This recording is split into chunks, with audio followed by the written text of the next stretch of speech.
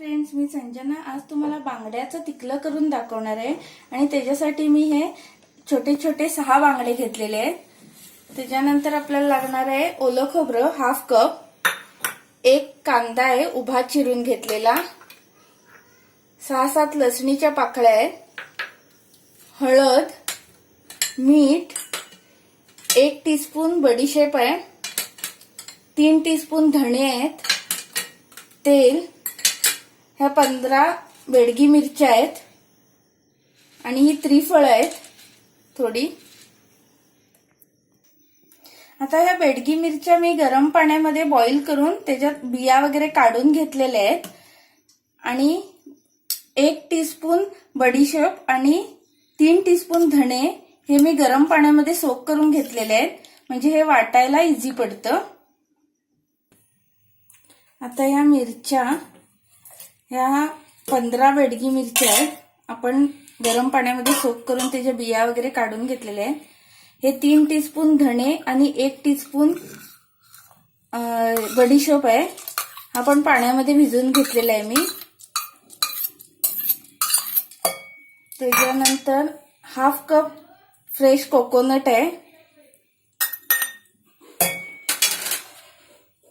4 लसणीच्या पाकळ्या घालायच्या आहेत आपल्याला वाटायला आणि 1 कांदा आहे उभा चिरलेला, हे आता पेस्ट करून घ्यायची। आता आपली ही पेस्ट रेडी झालेली आहे वाटून। धणे, बडीशेप, मिरची आणि खोबरं हे छान पेस्ट करून घेतलेली आहे। इथे मी बांगडे आधीच मॅरिनेट करून ठेवले होते हळद आणि मीठ लावून। आता त्याच्यात मी थोडी पेस्ट घालून त्याला लावून ठेवणार आहे व्यवस्थित। आता मी बांगड्याला मसाला लावून घेतलाय। आता एकीकडे मी कढई तापत ठेवलेली आहे आणि ह्याच्यामध्ये ही लसूण ठेचून घातले, ही 4 लसूण आहेत आणि 4 मी वाटायला घातली होती मसाल्यामध्ये। आता लसूण जरा परतूया तेलावर आणि त्याच्यामध्ये ही उरलेली पेस्ट आहे मसाला ती घालूया। आता मसाला जरा परतूया, त्याच्यामध्ये मी आता हे 5-6 कोकम घालणार आहे, हे मी सांगायला विसरलेली, हे इम्पॉर्टंट आहे कोकम। त्याच्यानंतर मी त्रिफळं घालणार आहे, ही जरा ठेचून घ्यायची आहे खलबत्त्यामध्ये आणि घालायची आहे। हे ऑप्शनल आहे, असेल तर घालू शकता तुम्ही, पण ह्यानी एक छान मस्त वास येतो आणि बांगड्यासाठी ते इम्पॉर्टंट आहे। आता जरा मसाला होऊ देऊया। आता मसाला फ्राय झालाय आपला, त्याच्यामध्ये थोडं पाणी घालणार आहे मी, जरासच घालायचंय, जास्त नाही। आणि आपण ह्याच्यामध्ये आता हे बांगडे घालायचे एक एक।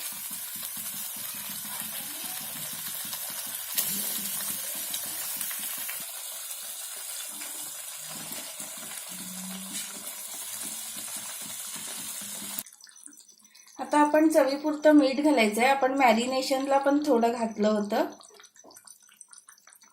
बघून घालायचंय आणि मिक्स करून घेऊया थोडं हळूहळू।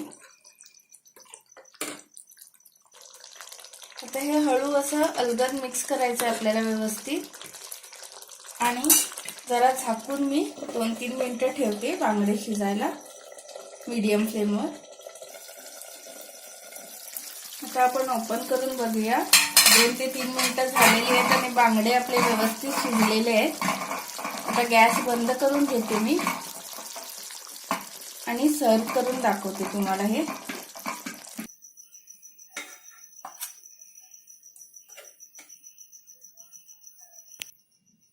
फ्रेंड्स, आपलं बांगड्याचं तिकलं रेडी झालेलं आहे। ही पण एकदम सोपी रेसिपी आहे, नक्की ट्राय करून बघा आणि तुम्हाला कशी वाटली नक्की सांगा। लाईक आणि कमेंट करायला विसरू नका।